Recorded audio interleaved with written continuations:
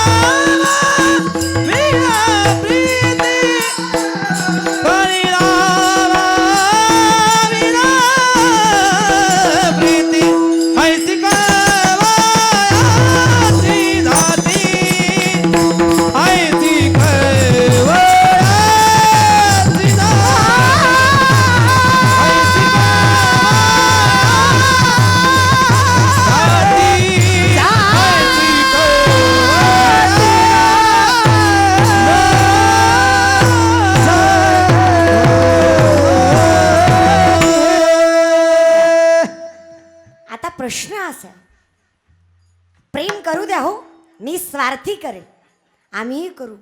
पण कसं आहे ना, आईनं भार वाहिला 9 महिने सांभाळलं हे खरे, पण पांडुरंगाने आमच्यासाठी काय केलं की आम्ही त्याच्यावर निस्वार्थी प्रेम करावं. देवानं आपल्यासाठी काय केलं नाही याचा विचार करा.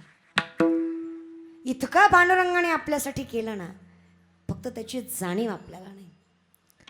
कायम तुम्हाला एक दृष्टांत माहीत असेल बघा, जोपर्यंत बाळ गर्भात आहे तोपर्यंत देवा देवा म्हणतं, आणि एकदा गर्भाच्या बाहेर आलं की कवा कवा म्हणतं. म्हणजे कधी म्हटलं होतं तुला असं करेल, अशी लोकांची नीतिमत्ता आहे. जसं आईने 9 महिने भार वाहिला ना, तसा पांडुरंग आयुष्यभर आपला भार वाहतो. कारण आपण जो काही भार देतो ना, तो का म्हणे माझे तुम्हा सगळं ओझं त्यांच्यावरच आहे. तुम्ही म्हणताल तुम्ही तर ताई देवाचं नाव घेता, इथं तर संतांचं वर्णन आहे. दैवते संत निमित्त त्या प्रतिमा. पण भार तेच वाहतायत ना, जसं आईने वाहिला तसं आपला भार तेच तर वाहतायत. आपलं जे काही आत्तापर्यंत चांगलं झालंय त्यांच्या जीवावर तर झालंय, आणि जे काही वाईट झालंय ते आपल्यामुळं झालंय. त्याचं कारण आहे, जैसे ज्याचे कर्म तैसे फळ देतो रे. केले कर्म झाले त्याची भोगा आले उपजले.